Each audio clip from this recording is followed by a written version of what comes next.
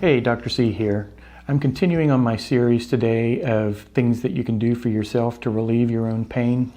We are discussing the 4 or 5 pillars of pain relief. These include detox, hydrate, ambulate, meditate, and caffeinate.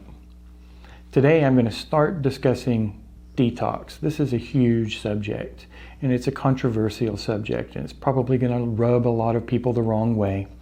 And so I'm going to start out with a few caveats. If what you're doing is working well for you and you're not having any problems with it, then I don't recommend making any changes. Obviously, you're doing fine and you don't need my advice.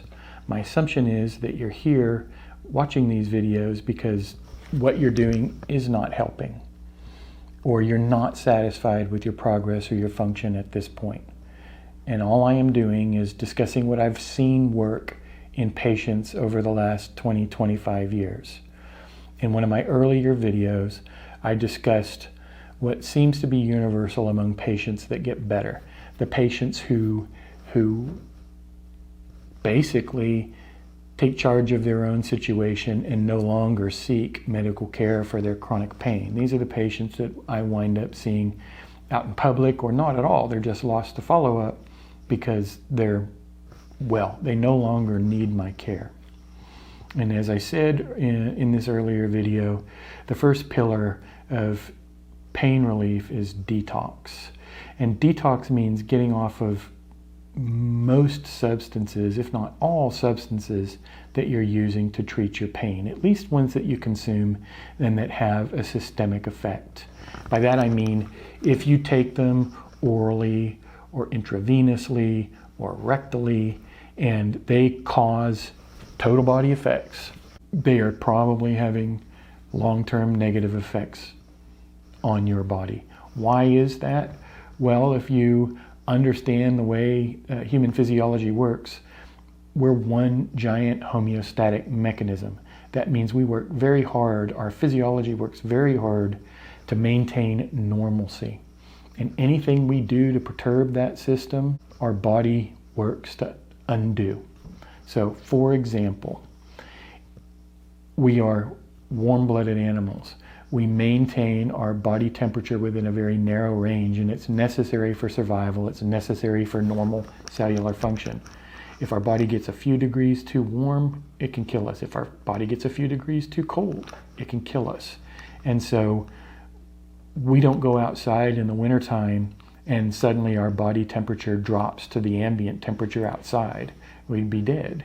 What we do is we shiver and we develop all kinds of responses to preserve normal temperature. If we can't get inside and the temperature is too cold, or we can't warm up and the temperature is too cold, it will ultimately kill us. And the same thing happens in the opposite direction. If it's hot outside and we're out doing things, our body temperature doesn't rise to the ambient temperature. What it does is it sweats and it works hard to cool itself to maintain a normal temperature right around the range of 37 degrees Celsius or 98.6 degrees Fahrenheit, around that. The same is true with medications that we introduce into our system. Our body wants to preserve normal pain receptor activity. And so if I take an opiate and I interfere with my body's normal ability to experience pain, the body just adapts to that opiate, and it'll adapt rather rapidly. That's why most people, if not all people, who take chronic opiates for pain find that these medications become less effective over time. They work great for a little while, and then they stop working, and then you need more in order to achieve the same effect. This is called the development of tolerance, and tolerance occurs universally. It occurs faster with some drugs than other drugs, and we're talking only about pain drugs right now. I'm not talking about antihypertensives or diabetic medications. I'm talking specifically about analgesics. The body's pain system is very finely tuned, and it wants to preserve normalcy. So when we perturb it, it works to restore normalcy. If you take opiates every day, you're going to develop tolerance. There are some drugs that are delivered intravenously such as remifentanil, where we can see tolerance develop in minutes, meaning that they lose effectiveness within minutes of beginning an infusion, and that's very testable. You can expose somebody to very specific painful stimuli, and then you can test them in the presence of remifentanil, and you'll see that at first they can tolerate more pain, and then rather rapidly that effect drops off and they tolerate the same amount of pain. And if you continue administering the remifentanil, you'll see they actually begin to tolerate less pain. This is a very complex subject, but it's always true. It always happens, and there's no way around it. This is the holy grail of opiates, in fact, is how can we make them work forever? Because right now they simply do not. So if you're taking opiates and you're not happy with your pain control, then maybe you need to consider discontinuing them. It doesn't work well if somebody tells you to discontinue them. This is really something that you have to decide on your own. In later videos, I'm going to go into much more detail on the development of tolerance and hyperalgesia, and so I will answer these questions later on, and I'm sure there are going to be a number of questions about it, because again, this is a touchy subject. I'm not telling you about how I feel about these things. All I'm telling you is what I see, and what I see is that patients who rely on pain medications for pain control tend not to do well over the long run. Another class of medications that you need to try and avoid is alcohol. And alcohol actually is a pain reliever as well.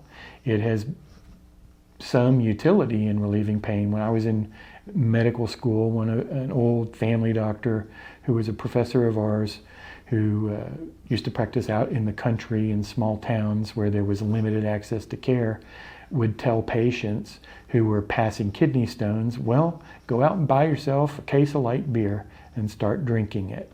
And his reasoning was, one, it'll relieve your pain because there's no access to pain medications right now, and two, it'll dramatically increase your hydration and then increase your rate of urination and hopefully help you pass that stone. And so, it may even be medicinal.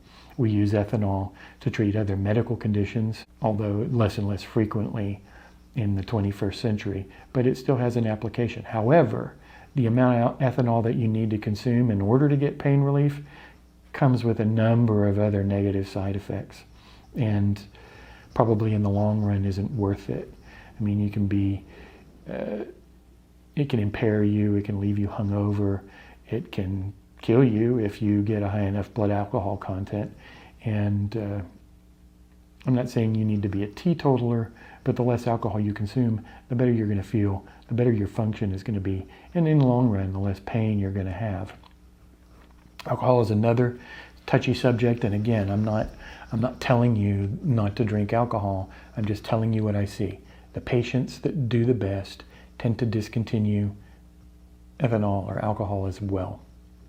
The other thing that you need to detox from is tobacco products. And the reason's fairly simple. One, these things contain nicotine, and nicotine is a vasoconstrictor. That means it causes blood vessels to narrow. If you look at capillaries, some of these capillaries are so fine, these are the smallest blood vessels in the human body. These capillaries are so fine that the red blood cells actually have to stack up one by one in order to pass through the capillary. If you're consuming nicotine, you may get enough vasospasm that those capillaries lose blood flow altogether. And why is that important? Well, it's at the capillary level when blood is delivered to tissue. So if you have an injury to a nerve or an injury to a muscle, that muscle can't heal as well or even at all in the presence of nicotine. Nicotine can cause enough vasoconstriction that you don't get healing nutrients and you don't get oxygen delivered at the cellular level. And as a result, the cells just never recover and you don't heal. There are a number of surgeries that go poorly in patients who smoke, and some surgeons won't operate on your spine, for example, if you don't stop smoking first, because it's been shown to interfere with normal healing, and people who smoke may not fuse properly with spinal fusions. I've seen orthopedic surgeons tell their patients they won't operate on them or do joint replacements in the presence of nicotine, and they insist that their patients stop smoking before they'll replace a knee or a hip for the same reason, because the bones don't knit properly and the tissues don't heal. Even anti-inflammatory medications have their limits, and this is something that you have to be very careful with as well. Many of these drugs are available over the counter, drugs like aspirin or ibuprofen or naproxen. Aleve is a trade name, I think. They can all be bought over the counter, and they all have huge potential toxicities. Aspirin and ibuprofen and Aleve can cause kidney injury, and if you take enough of it for long enough, it can result in renal failure. And in fact, earlier in my career, I used to work on a liver transplant team, and at that time, the number one cause of liver failure and need for liver transplant in our program was unintended Tylenol overdose, another over-the-counter medication. And this drug is toxic to the liver. So while these medications may be okay to take intermittently, they all have potential toxic effects. Tylenol damages liver. The others that I discussed, ibuprofen, Aleve, and aspirin, and many others that are available in prescription form, can damage kidneys. And then they can also damage blood vessels, and they can damage the brain, and they can lead to increased risk of bleeding in the intestines. They can lead to increased risk of stroke. They can lead to increased risk of heart attack and congestive heart failure. And the list goes on and on and on and on and on. Most people who take these medications tend to take them to excess. I deal with a population that often receives anti-inflammatories for pain relief, and many of them will come in and tell me how many pills a day they're taking, which is 2 and 3 times the maximum daily recommended dose. It's a recipe for disaster. So while you're reducing your medications, you should consider that even the over-the-counter medications can be dangerous. And it's not just drugs, it can be supplements as well.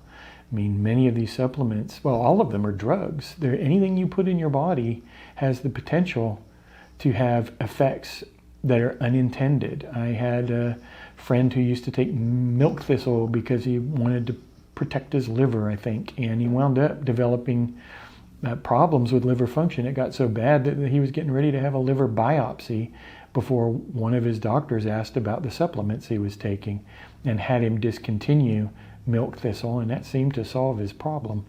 But even healthy remedies that are intended to be good for you can be dangerous and probably aren't necessary if you do the other things: ambulate, hydrate, and meditate.